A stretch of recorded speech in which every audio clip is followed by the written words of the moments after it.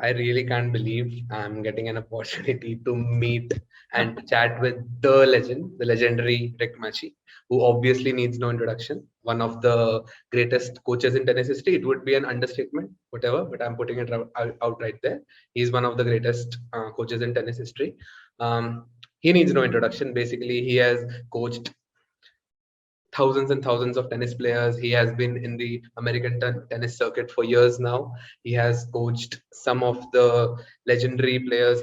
Some of the legendary players like Venus, Serena, Jennifer Capriati, Mary Pierce, many to name a few. And to you, he is a United States Professional Tennis Associate, that is the USPTA Master Professional, seven-time USPTA National Coach of the Year, and has trained over like 300 American athletes who have made their name. I don't have lost the number. So, and he is associated with the, I would say five. If I'm right, correct me if I'm wrong. Five former world number one players, to name a few: Andy Roddick, Serena Williams, Venus Williams, Jennifer Capriati, and of course, Maria Sharapova. Uh, so, Rick, hi. I hope you've had a good morning. You look young, fresh, and I hope you're done with breakfast and stuff. You're off the court. Yeah, no, my day starts at 3 a.m. I get up at 3 every morning for the last 25 years. And I have my routine. I'm locked in. I open up the park. I start teaching today at 6 a.m. till like 10:30. Jumped off the court to come home and help you out and do a great interview. Yeah, much appreciated, much appreciated. So again, you've come across it a lot, but again, starting with, I would really want to get some insights into Serena and Venus's association with you. Firstly, like I was not reading, I was watching one of your past interviews where you were, giving some details. Oh, is that a cat? Is that your cat? Yeah, it's my cat. I got cats everywhere. I got 4 of them. Okay. I train cats besides parents and kids. I train cats also. Okay, that's nice to hear. Okay, getting back on topic, I was watching one of your pieces where you were mentioning how you basically met Serena and Williams, and how out of your comfort zone you took a flight and went to LA and to Compton and everything, and that was probably the first time you went out to see a budding tennis player. Serena, Venus, both were, if I'm not wrong, like 9-10 years old. And Yes. So what made you go out of the scope to basically go and see them? Well, first off, great question. I've been asked that question a lot. It was 1991. I get a phone call from a guy named Richard Williams, and I heard of Venus like a few months earlier because she was in the New York Times. She was undefeated in a 10 and under, whatever that means. I see that all the time. But I've never went and saw a player. They either came to the academy or I saw them at a junior tournament. So I get a call from Richard Williams, really nice guy, cracking jokes all the time. I knew nothing about Compton. Okay. Only like riots and stuff like, remember, this was the early 90s. It was like, so then he goes, Rick, I promise you, if you come and visit us, I won't get you shot. Okay. That was actually in the movie too. That line, I won't get you shot, Rick. So the movie was so spot on. But anyways, we just hit it off. And, Capriati, Jennifer was gone by then. She was already like top 10 in the world as a 14-year-old. And summer was around the corner. And I don't know why to this day, because I obviously haven't thought about it a lot until the movie came out again. I have no idea what made me want to go out there and take a look. I have no idea. I was just maybe curious. It was May. It wasn't as busy. It seemed like all the dots connected because I teach 50 hours a week. I'm on the court 7 days a week. So it was in May and it just worked. So I said, you know what? What the heck? I'm going to LAX. I'm going to go to Compton and just take a look at these girls. I was curious. And I'm probably the only human being on earth that says Compton, California is their best vacation they ever took in their life, looking back. So I went out there, and that night, Richard and Orsine and Venus and Serena, They come to the hotel, just like yesterday, Venus on one leg, Serena on the other, hugging, kissing, just like you saw in the movie. Very close-knit family. And Richard, he pulls out a piece of paper and he started grilling me like I was in a deposition. I'm going, who is this guy? You know, but I wasn't offended. I kind of respected it because he's thinking, if I'm going to let some guy in my circle, I want someone who's a father figure, a role model, someone who's been there, done that. Because obviously no one had a blueprint for greatness more than Rick Macci since Jennifer. You know, she's the best junior player ever in the United States ever. So that being said, we talked for like 2 hours. He goes, hey, Rick, I'm going to pick you up tomorrow, 7:00. All right. In that bus you see in the movie, same exact bus. We're going to East Compton Hills Country Club. So the next morning they pick me up. Listen to this. This is crazy. I get in the passenger side. I sit in the seat. I get harpooned in the buttock. There's a spring sticking up. I'm going, what in God's, that was like in a movie. What in God's name am I doing in Compton, California? I look in the back of the bus. There's BW, I call her BW, and Meek, Serena Jamaica Williams. I always called her Meek, never Serena. They're back there like this, McDonald's wrappers, old clothes, tennis balls, ball hoppers. It was a train wreck inside the van. And I'm in a movie. I'm definitely on the other side of the tracks because I was at a 5-star resort, Greenleaf Golf and Tennis Resort, where I was the director and had my academy. So now we start driving to East Compton Hills Country Club. And about 15 minutes into the ride,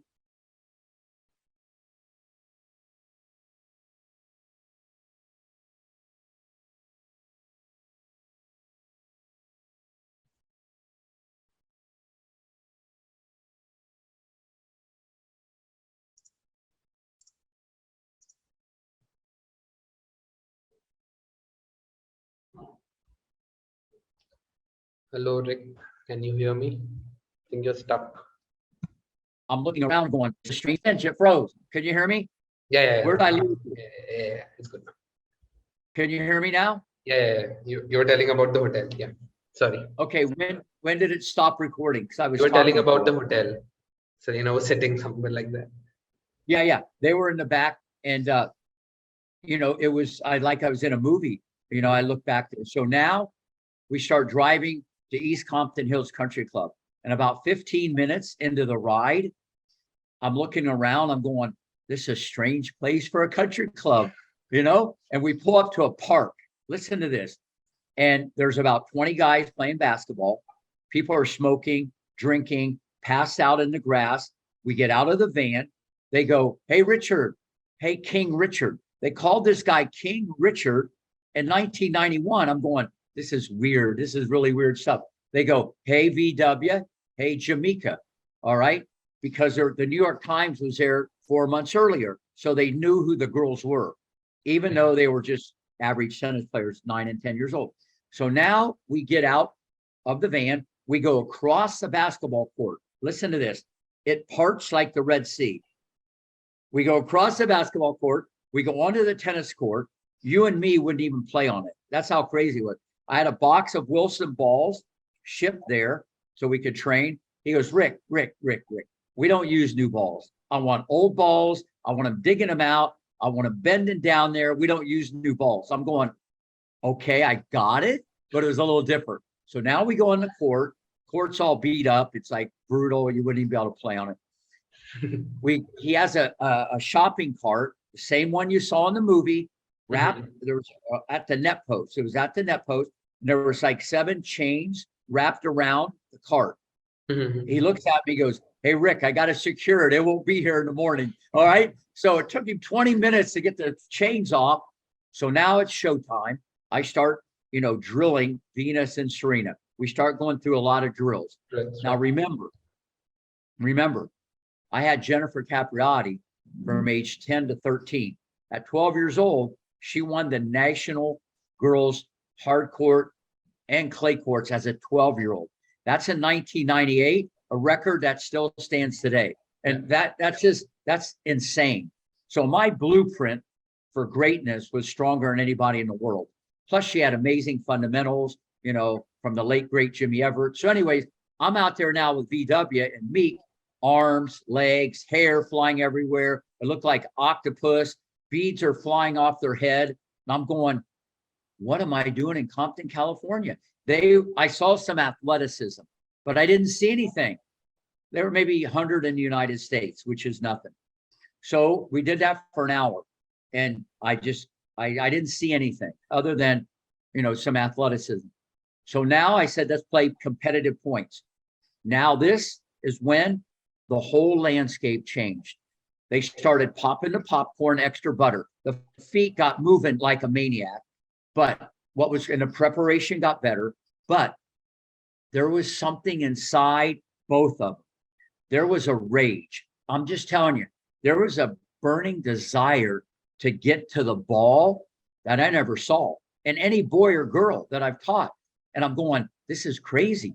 The ball, they would try so hard to get to a ball, their nose would almost be on the ground. That's how hard they tried to get to it. And even if the ball was way far away, they still ran for it. And I'm going, this is crazy stuff. So now I start thinking in my mind, 6 feet, 160, 5'11", 145. That's the coach in me thinking, where could this be at 17, 18 years old?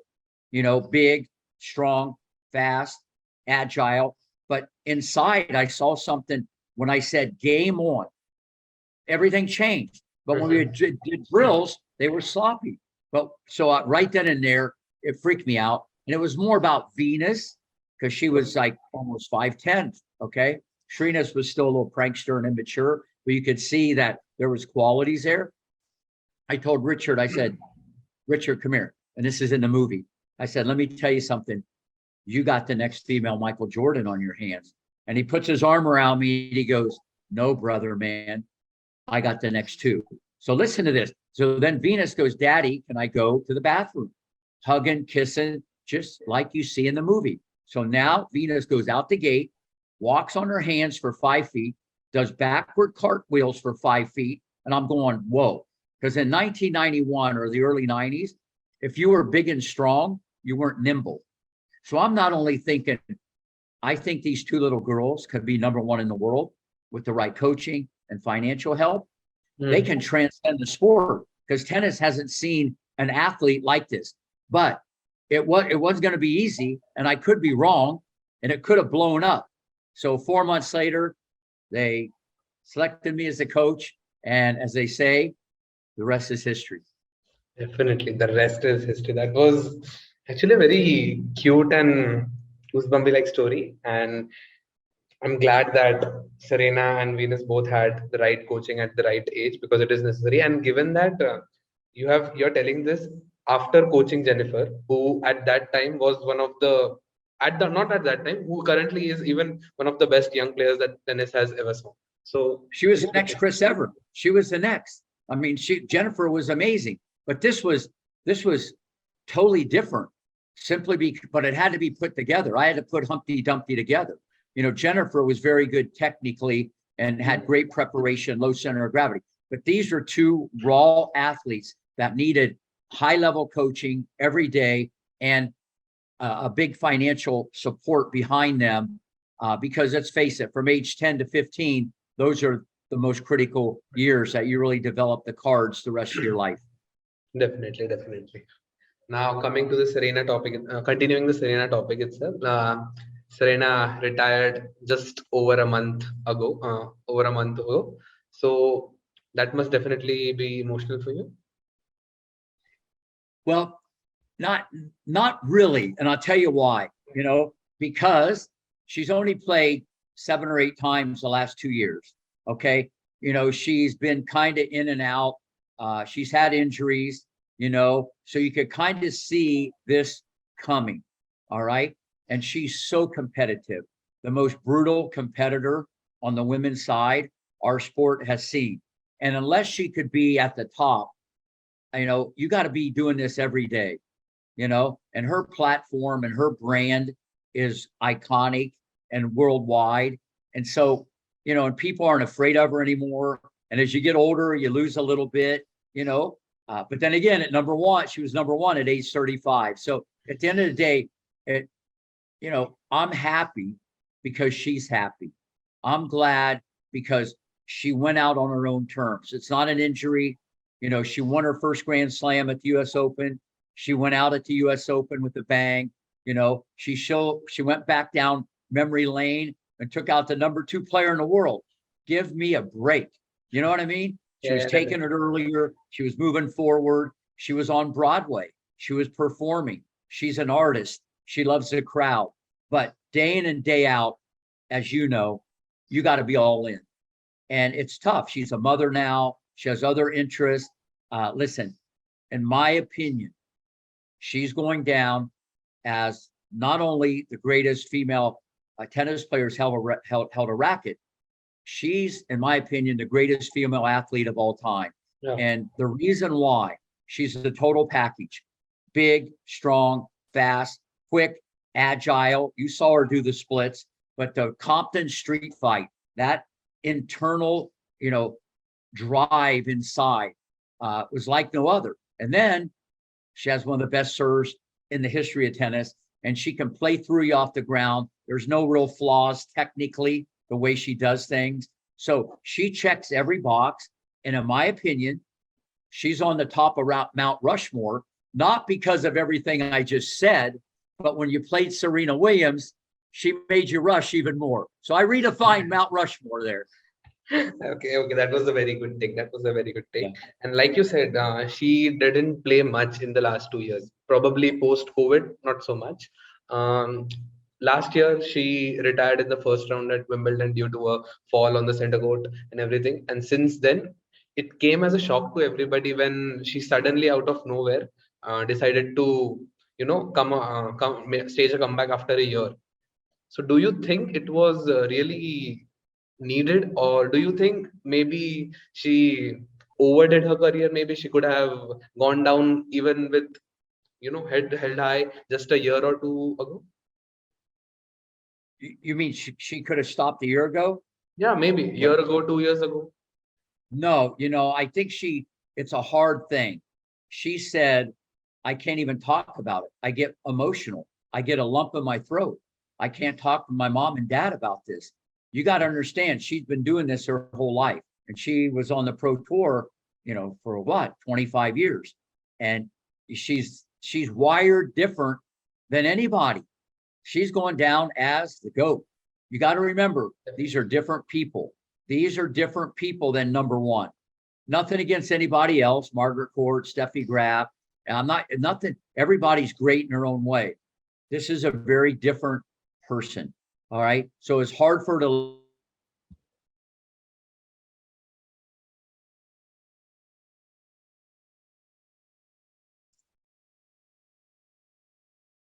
go. She had 1 foot in, 1 foot out. And I think that she's at the second round of the US Open. It was a different person. It was amazing how she improved because she's playing matches. But let's face it, to be number one in the world or to be one of the best players in the world, you got to be all in. So no, it didn't surprise me. And I think she did it right.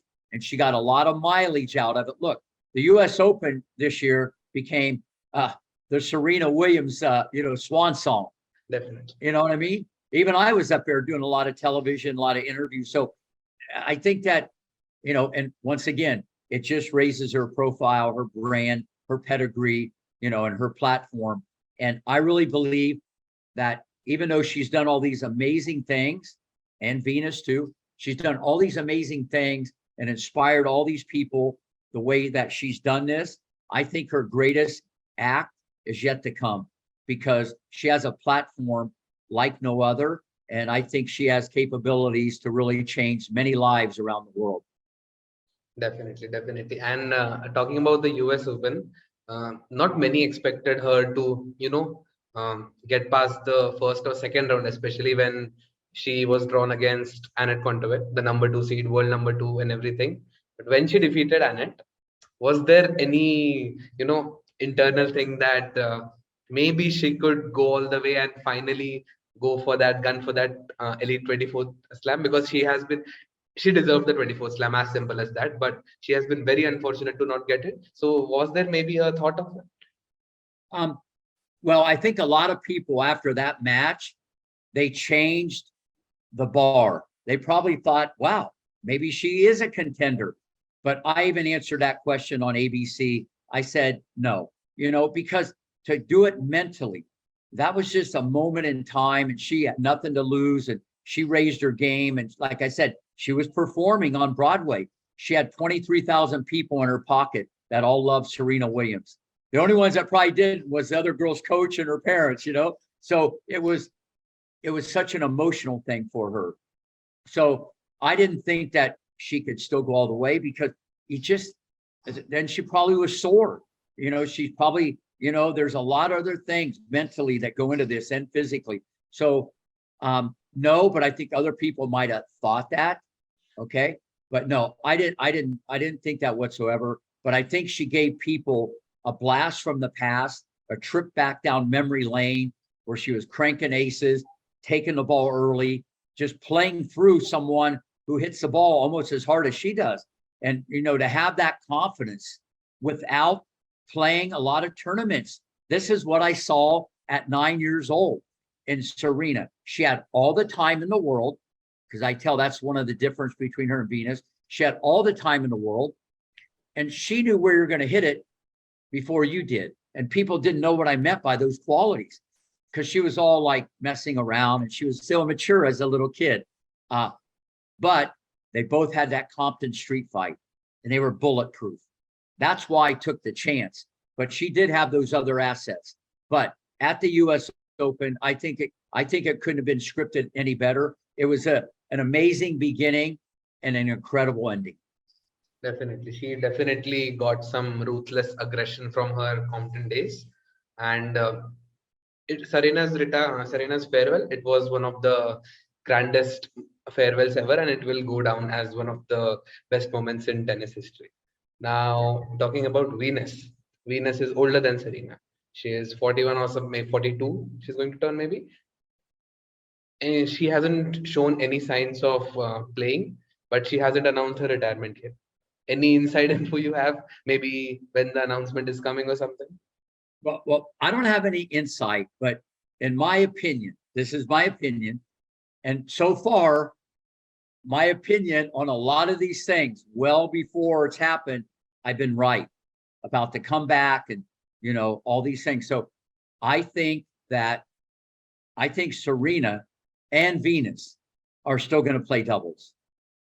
And I think they'll pack the house. I think they'll still play mixed doubles.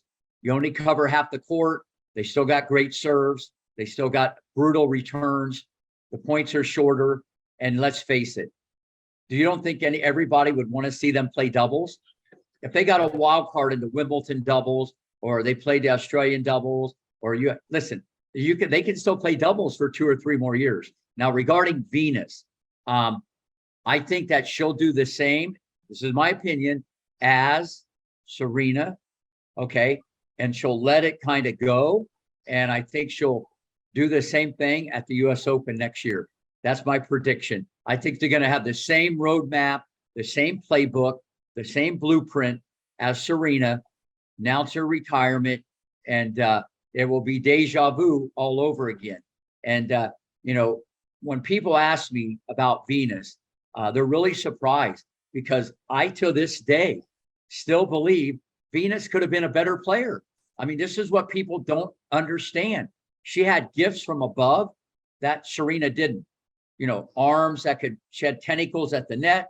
She could jump higher than anybody on the WTA tour. She's the next Michael Jordan, but she changed her game a little bit when she got into the pros. When I had her up until age 15, she used to take the second serve and come to the net. Okay, you're off balance. She came to the net. Even that match in Oakland, when she lost to Sanchez, she was at the net 33 times. She only came to the net 2 other times her whole career that much. You got to understand, I thought she was going to play a different style, but when you get out there on the tour, you run around, you try not to lose. Listen, I'm not Monday morning quarterback because they're both amazing. And, out of the 31 times they played, Serena won 19, Venus won 12. So no one beats Serena Williams more than Venus Williams. Definitely. Okay. And maybe if there wasn't Serena, maybe Venus might have had 40 Grand Slams. And remember, Serena could have more Grand Slams. She became a mother. She was injured. She didn't play all the Grand Slams. She could have had over 30 if she would have just played. So I really believe, my opinion, I just did an article on this, Venus Williams is the second greatest player of all time. I do it with the eyeball test. Forget Margaret Court or Steffi or Chrissy Everett. Forget all that. I'm just saying who's better. And I know generations, this is up, but people don't realize how good Venus Williams was. They don't realize. And then the longevity. So, but to answer your question, I no insight, but I might have a better feel than others. I think she does the same roadmap as Serena, and she'll call it at the US Open because they're going to go out with a bang. Definitely. And if that happens, the New York crowd once again is in for a treat. Definitely. And so, like, I'm not trying to go over the board or something, but would you say that Venus has underachieved in her career? Like, I mean, she definitely. Yeah. No, I think Venus overachieved, and here's why. First off, you got to understand, me and Venus was like this because I did spend a little bit more time with her than Serena because she was more mature and she was the first, and you could see that in the movie. Venus, no. I mean, she beat Serena 12 times. I mean, I think that means something more than anything. That's big. She did win 7 Grand Slams. She won 14 doubles titles, Grand Slams with Serena. Okay, I don't know how many singles titles, I don't have top of my head, but she didn't underachieve whatsoever. You got to remember, and also the depth in women's tennis back then is very different than now. Right now, it's very fluid, and there's very few people that have been there, done that. Osaka's won some slams, and now Iga has. But if you go back down memory lane, think about this. You got Capriati, Hingis, Davenport, Sharapova, Dementieva, okay, Maresmo, Kleisters, Kenin, okay, the Williams sisters. Remember, Meskina, there's Mary Pierce. There's people that have been there, done that, more than maybe 1 or 2 Grand Slams. So now the field is tougher. And I'm not making excuses or I'm not saying anything. All I'm saying is I judge talent, whether it be a player or whatever, with my eyes, and I have a better feel for this than anybody. Venus Williams, in my opinion, is the second greatest player of all time. And that has nothing to do with Rick Macy coaching her, and she's like my own daughter. If that has nothing to do with it. People just don't realize how good she is. And I think we got to remember 2 things I brought up. I don't know if it's 49 singles titles or whatever she won. She beat Serena 12 times. It speaks for something, definitely. That means something. You know what I mean? And so at the end of the day, obviously she's one of my all-time favorite students. Definitely. And when I think of it from your perspective, now I get it. Yeah, like beating Serena is no joke. Like Sharapova has tried many times. She hasn't succeeded. Yeah, but when people look at Margaret Court or they look at these, they're looking at a number. It's like basketball. Bill Russell, the great late center for the Boston Celtics, he won like 12 titles. Is he the greatest basketball player of all time? No. People say it's Jordan, maybe, because he has 6. Okay. And that has to go into the discussion. How much you win. You can't just say, you can't just say it any other way. Championships do matter. But at the end of the day, to me, it's one tool of a medley to come up with a scenario. And that's why I think Serena is the greatest of all time when you put the whole package together, and Venus is number 2. Definitely. That was very fair. And it is not at all biased, I would say. Like, don't worry about that. And now speaking about women's tennis, like you were talking about women's tennis, does it bother you? Like you have mentioned you were going on listing players 1, 2, 3, 4, 5. But when we see contemporary tennis, Swiatek maybe, Osaka, she's also not in great form either. And there's no one other than that. So what do you think about that? Well, it doesn't bother me. It just shows you that there's a lot of parity. Barty was in there, and then she said, I'm out of here. She retired, and there's a vacuum, and Osaka is kind of in and out. She's won more than anybody. So and there's a lot of very good players, but that's different than people that are winning Grand Slams. They're there, and they're not going to be as mentally as fragile because deep inside they're a champion. They're not one and done. A lot of these people we talked about, won 7, 8 Grand Slams. You know what I'm saying? So yeah, it'll be interesting if someone can start to dominate. Iga might a little bit. Anybody that wins 35 in a row, that means something. And it would be interesting if Barty was still in there, Osaka was 100%, and Iga. I think those three would start to build something. But right now, you just got to check every day to see who's plugged in and who's not. But it's a very fluid situation with women's tennis. I think it creates more maybe excitement for others. But then again, some people can't even tell you who won Wimbledon, who won the French, who got to the finals. Where before it was pretty much household names. And then if someone did go in there, you would remember it because it would be such a flyer. It'd be like, whoa, yeah, they made a run and they got there. So it'll be interesting. Coco Gauff has a lot of ability. She has great foot speed, great backhand. There's some holes in her game that need to be taken care of. But at the end of the day, it's one thing to kind of get there. It's another thing to stay there. Definitely. Because, that's the hardest thing to stay there. And that's another thing about Venus and Serena. They've been there since they're 17 years old. Definitely. Yeah, right. Like adding to that, like you said that depth and everything, 3 American girls basically I'll name: Jessica Pegula, Danielle Collins, and Coco Gauff, of course. Do you think like they are going in the right way? Definitely, they're winning big. They're making their mark, especially Coco with the age factor and everything. Do you think these 3 can take not American tennis, world tennis at a center stage and challenge the likes of Swiatek or Osaka maybe?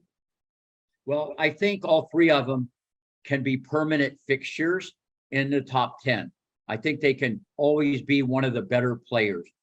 To dominate, I don't know. If any of them could dominate, it'd be Coco because she has a little more firepower and she's younger, but there's a little bit of a flaw on her forehand that needs to be corrected, and it hasn't.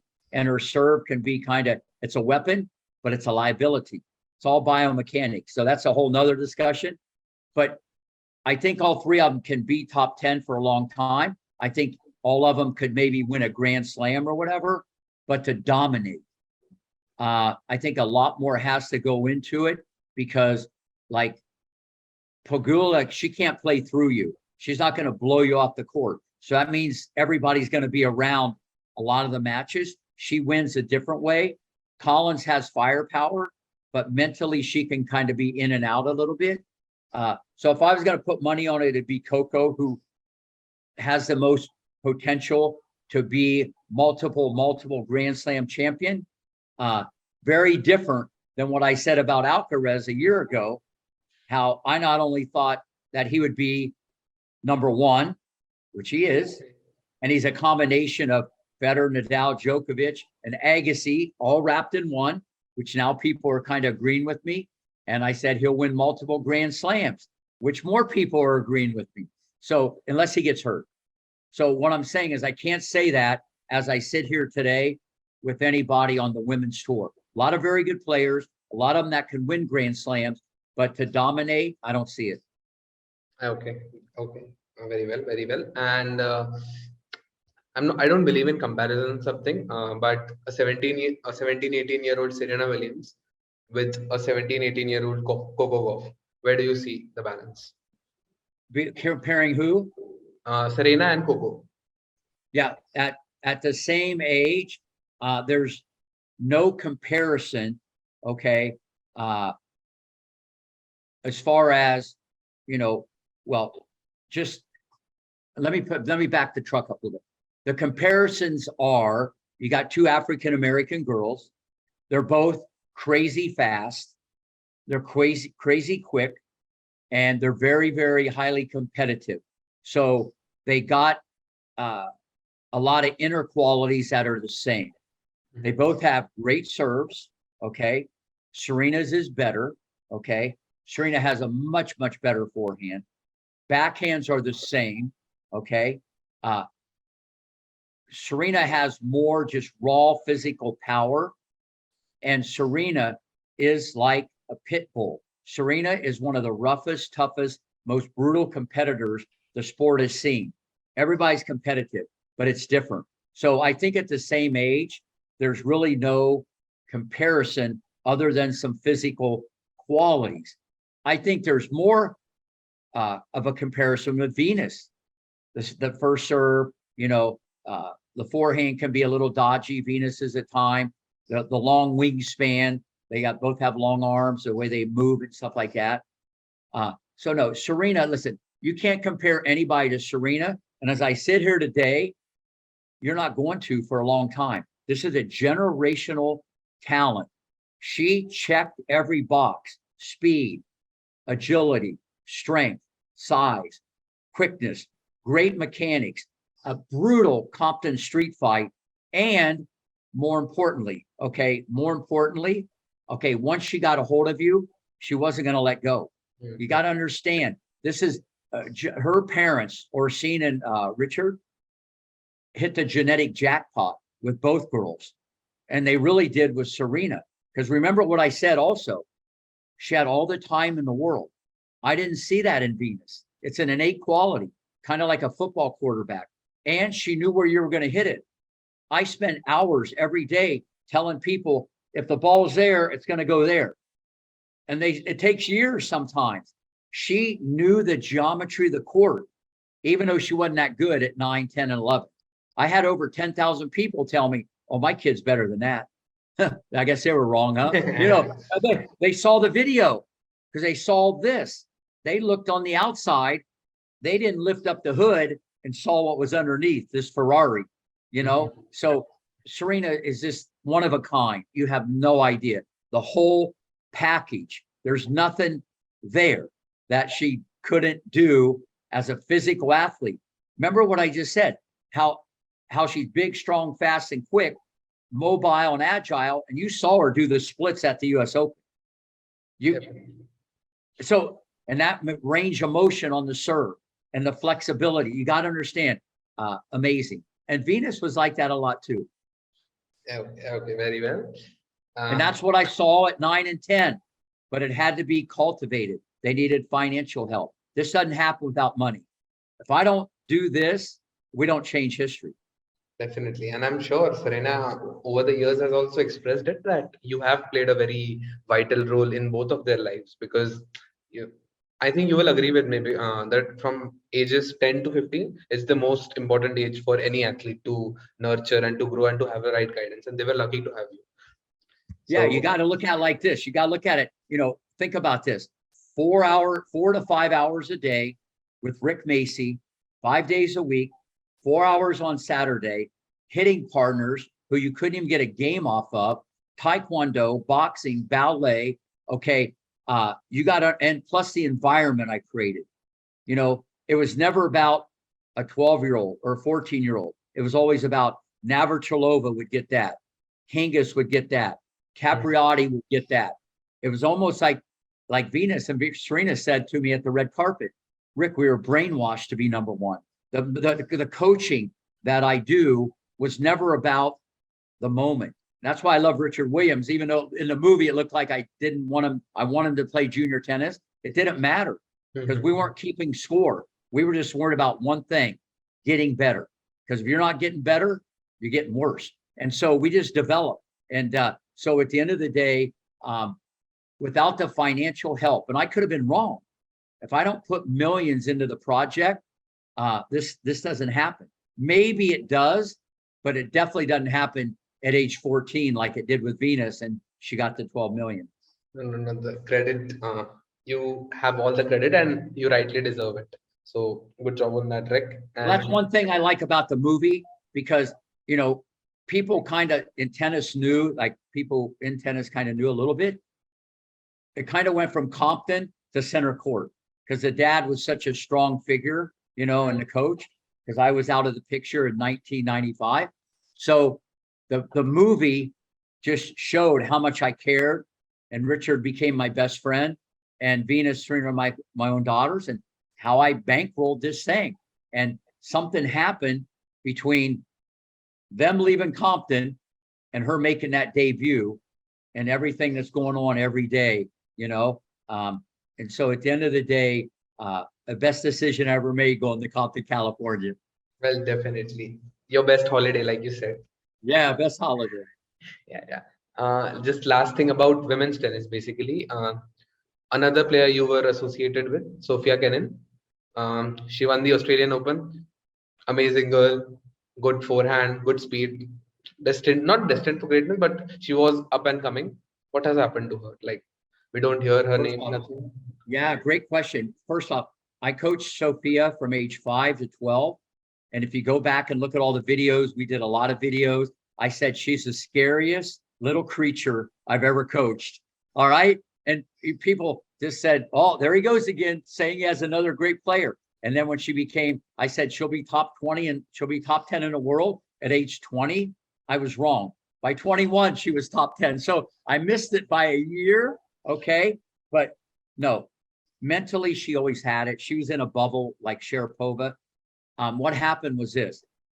I think once she had all this success, okay, then she gets other interests, whether it be, boyfriend or my dad's not involved enough, she lost a little of the competitiveness because she has other interests. This is my opinion. And then she got injured. She hurt herself, and it's going to take a while to get it back. But you don't lose the ability. You don't lose the talent. She's probably lost the confidence. But I think she got sidetracked by other things. But now she's on her way back, and no one wishes her more success because I know she has it inside of her. But it's going to take a while to get it back. And as we both know, not only in sports, but in life, confidence is such a big thing. It's such a big thing. Little things can trigger it, and little things can make you just fear and be afraid and lose all the confidence. And then you got social media and you listen to everything and what are you doing? And all the interviews are negative. But I hope she comes back, but she got sidetracked with other interests, but hopefully she's on her way back. Yeah, I hope that too, because it was amazing to watch her. Like the aggression, the charisma she brought to the court, the Australian Open triumph. We wish that she'll be back soon. Another thing, Serena Williams, with Serena, you have also had some association with Maria Sharapova, and Serena Williams, Maria Sharapova, the rivalry and everything. Okay, it was maybe a lopsided one, but the start of it was definitely not so lopsided. Sharapova won 2 out of the first 3 matches in their head-to-head career, but ever since then, it was all a truckway of Serena Williams. And so, what do you reckon on that? Is it the not the greatest rivalry, I would say, but is it the greatest matchup in women's tennis history? Maybe Serena Williams versus Maria Sharapova. Well, I think for the media and other people, because they made it very clear, we don't like each other, and whenever people don't like each other, because one's making more money, one has more endorsements, it's kind of like a little cat fight. And I think Serena, as time went on, knew one thing. I have to be aggressive. I have to punch her before she punches me. And I got to take advantage of her mobility, because Maria was a great ball striker, but she wasn't amazing defensively. And once Serena figured that out, she just kind of dominated her after the early beginning. But I think at the end of the day, because they were very outspoken, we don't like each other early on, I think that makes for a great rivalry. But at the end of the day, a rivalry is when it goes back and forth and it's close at the wire, not when someone just keeps like pounding you. But at the end of the day, I think that once Serena, like I said, figured out, I got to play aggressive. If I don't play aggressive against her, okay, the same thing's going to happen to me. It happened at Wimbledon when she lost. So it was a great rivalry. but Serena figured it out real quick. And like many people, she never looked back. And as I said earlier, when you play Serena Williams, that's why she's on Mount Rushmore, because she made you rush more, and she really made Sharapova rush a lot. Definitely a lot. Sharapova has got a fair dose of Serena's medicine, I would say. But let me say something about Maria. When I had her at 11, I even though she had limitations, I told her dad, she can be number one in the world because she was in a bubble. Mentally, she already had it. Kenin, I saw that. I didn't see it in Serena. Okay, that had to be cultivated a little bit. But once you have that mental box check, that's a big start. That doesn't mean you're going to be a world champion in tennis, but she was like in a bubble. And if you look at her, the way she played, she had the same ritual. She was kind of like Nadal in that respect, just very locked in, because she knew she wasn't going to out-athlete people, and she wasn't going to blow people away with her defensive skills or volley skills. She checked a few boxes, but she checked them as good as anybody that played women's tennis. Definitely. And coming back to Serena, like you said, like you mentioned, the Wimbledon final that she lost, things got a bit ugly after that. Serena wasn't happy after losing to a teenager. Obviously, she was world number one back then. She has had her fair share of controversies over the years.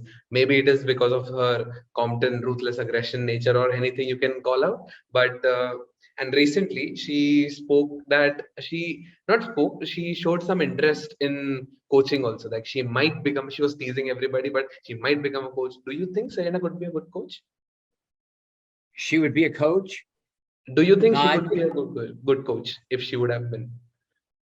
Listen, I'm sure she has words of wisdom, but at the end of the day, you better have patience on patience on patience.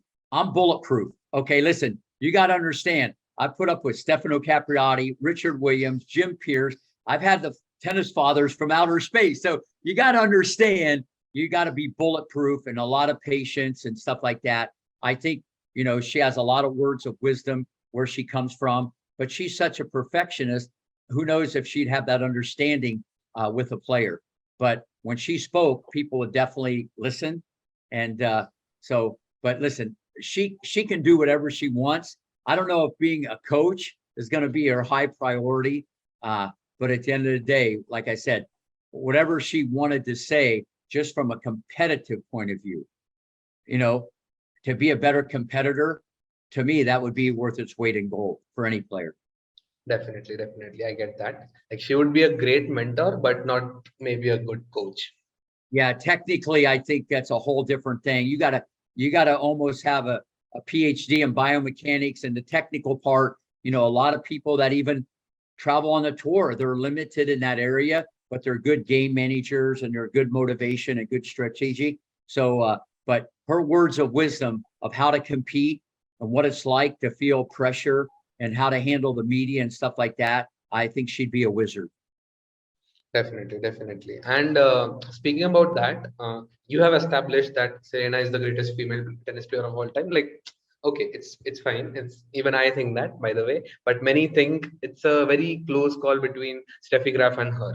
Steffi retired early, didn't which is fair. The points are very fair. But do you think Serena's attitude maybe on court, like she used to get mad very quickly. She has had her fair share of controversies. Maybe her 2009 US Open semifinals against Kim calling out a line girl, or the US Open final against Osaka where she got involved with the umpire.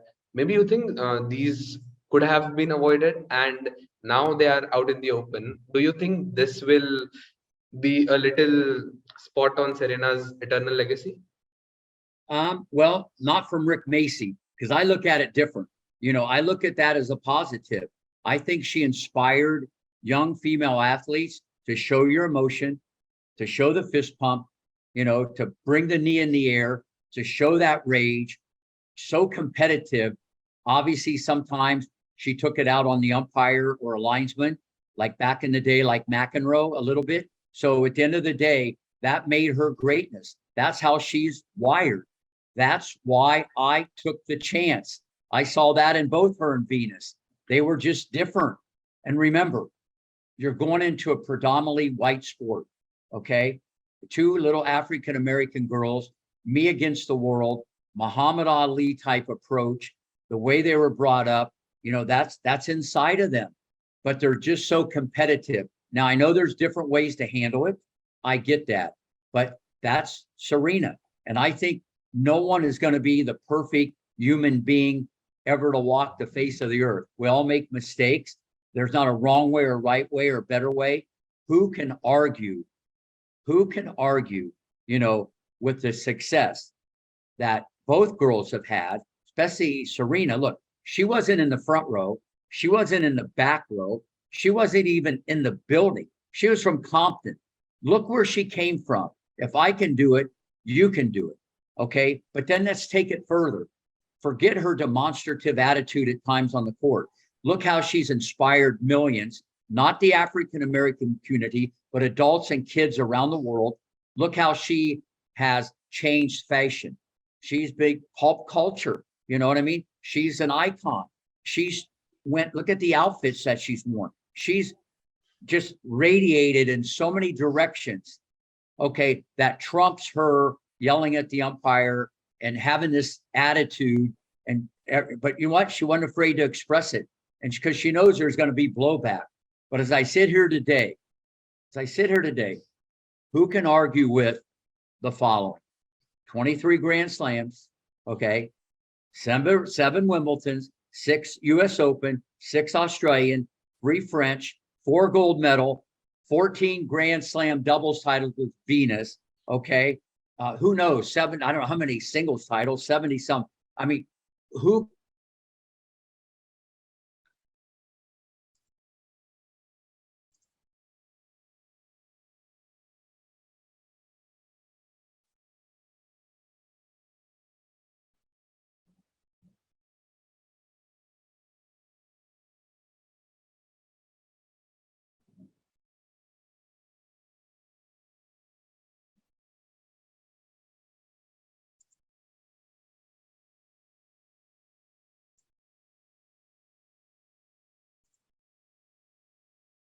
Hey, Rick, I think you're stuck.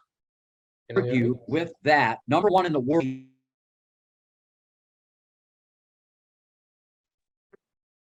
Yeah, you're back. Actually, your video went off. Did you hear me that last part? Last part I didn't. You were stating her 23 Grand Slams and everything.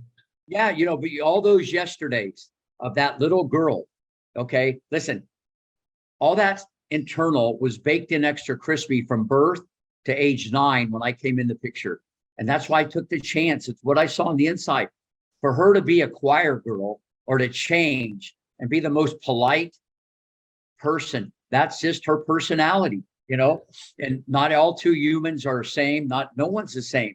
So I get it. There'll be pushback. Okay. But listen, she's going down as the greatest of all time. So maybe if she acted different, maybe she wouldn't have been as competitive, and maybe she would have had 10 Grand Slams. Maybe she would have quit 10 years ago. And that drive to want to keep playing at this age is amazing. Listen, at the end of the day, I love both the girls. They're like my daughters. And I'll say it again. In my opinion, they're the 2 greatest players of all time. Okay, we'll end it on that note. Moving to, we'll end women's tennis on that note. Let's move a bit to the men. I just wanted to know a few things about one of your I won't say prodigies or something, but Andy Roddick. Do you consider that he is the most unluckiest male player of all time because he got caught up in that big 3 era, maybe? Well, yeah, you can't look in the rearview mirror, and he's the first one to say it is what it is. He has the best attitude. He was one of the best competitors I've ever coached. I love Andy Roddick. He was like a mosquito. He was feisty. He always wanted to come back for more. Yeah, he was in an era where there was a lot of people that obviously have become the greatest of all time debate. But at the end of the day, he doesn't look at it like that. He got his fair share of victories over Nadal, Djokovic, Federer, no, in my opinion, because some people always thought he'd be the next Agassi or the next Sampras. That's what people always thought. I never thought that. he had some liabilities, but he had one of the best serves biomechanically we've ever seen, one of the best forehands, but a brutal, ruthless competitor. Like I always say, that Venus Serena had that Compton street fight.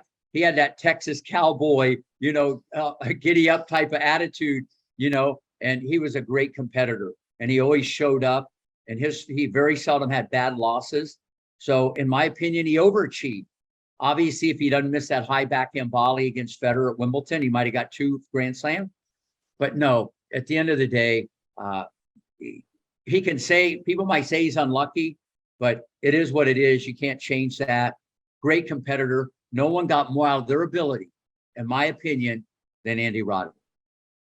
Okay, very well, very well. Similar like women's tennis, men's tennis also is seeing a kind of transition phase with Federer gone now, Nadal on the not on the verge, but maybe a year or two within him, Djokovic as good as ever. But we are seeing a transition with Alcaraz winning the US Open, Medvedev winning the last US Open. So where do you see men's tennis? Is it safe to say that it won't go down as uncertain as women's tennis, or what do you think? I think men's tennis is going to be as healthy as ever. Here's why. You got Djokovic, who's not going anywhere the next 3-4 years. And, he's probably deep down inside, he's not going to say it. Whoa. I haven't left the building yet. Don't put me out to pasture. I'm still the leader in the clubhouse. Okay. And even though I haven't played a lot, because people won't let me because I'm not vaccinated, when I do play, I did win Wimbledon. So he's not going anywhere. And he'll show everybody that he wants to win more slams than anybody. So he's not going anywhere. Medvedev is locked in as one of the top players. He's not going anywhere. Alcaraz, he's only going to get better and better and better. He's going to kind of take that a place in that top 4, and so will Sinner. Okay, I think Sinner. Those are the 4 players. I think Rafa is still going to be around maybe a little bit, but he ain't going to keep playing unless he can move. Because if he's a half step slow, he's not Rafael Nadal. And I've been watching with my eyes. He's a half step slow, injury, age, whatever. So it is what it is.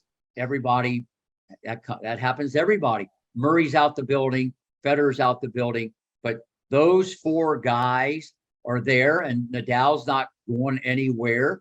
And then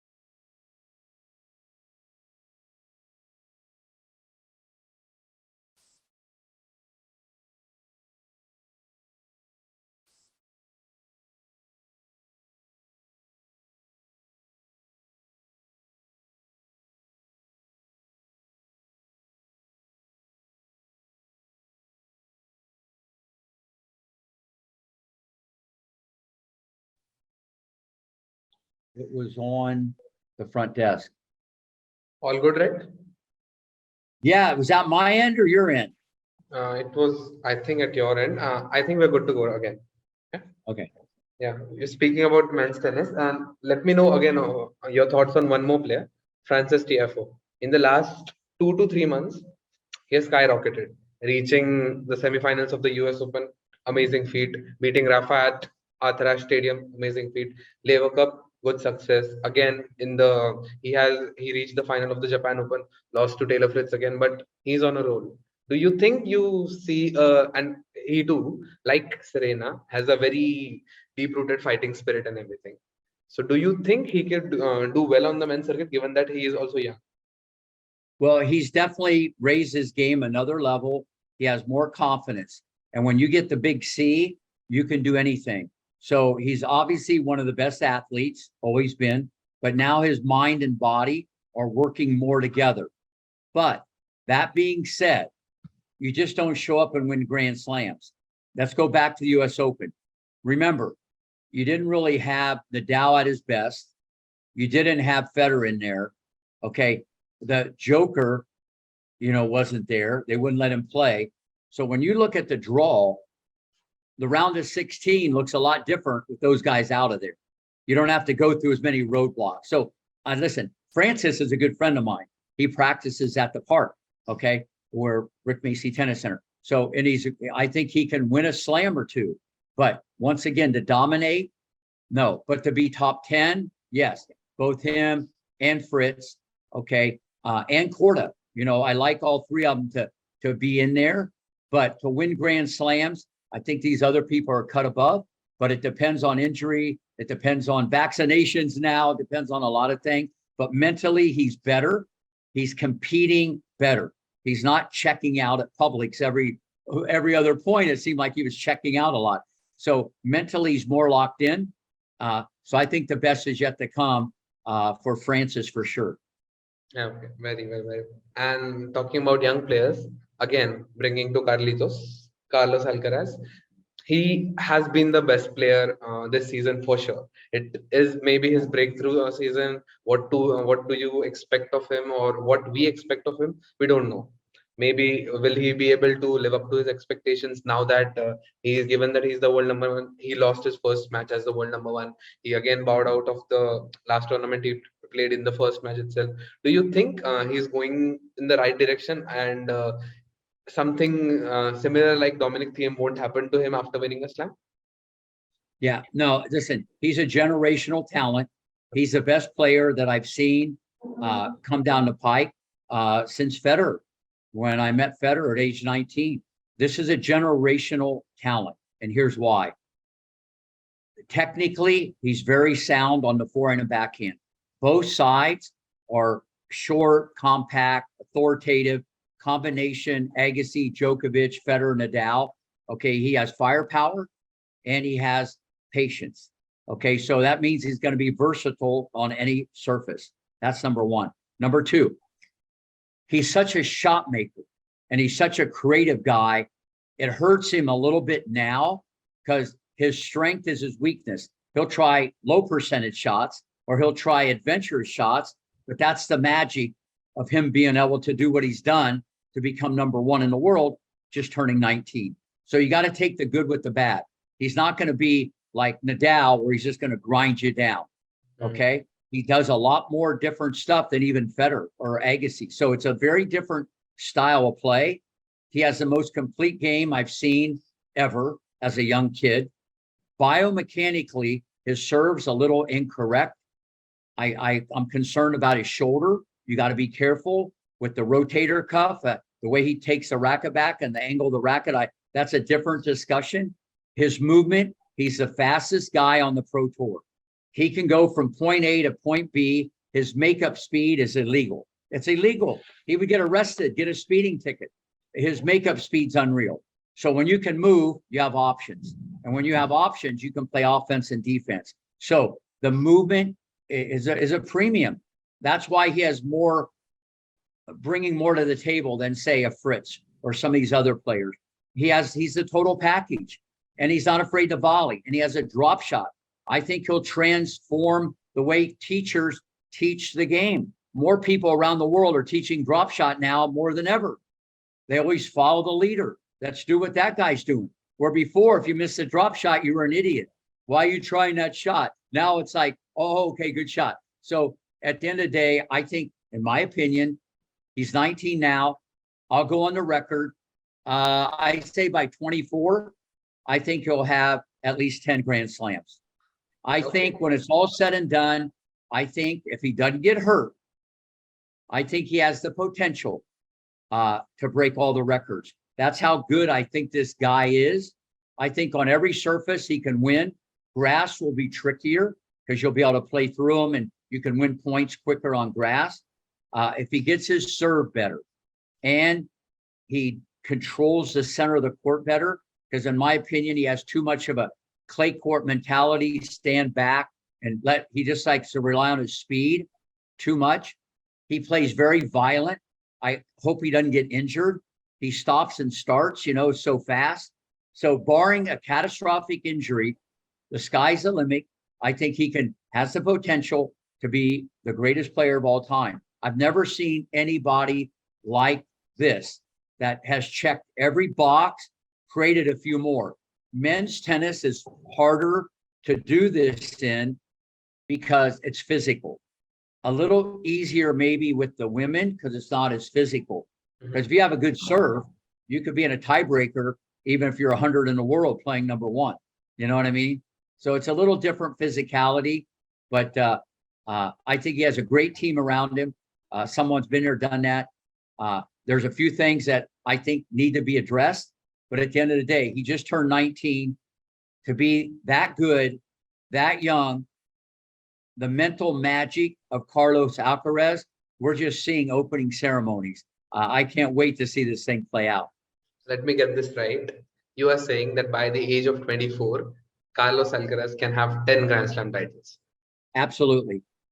So, barring injury, for sure. Obviously, barring injury. So, do you are you indirectly stating that he could break the record of most Grand Slams, or could break every record in tennis better than absolutely. the big three? Yeah, absolutely. I can see, barring injury, he's a showman, he's a performer, he's an artist, he has firepower. I see something special. I didn't say this about Federer, Nadal, Djokovic, or Roddick, who I coach. I didn't say this. I didn't say it about Venus and Serena. That they would.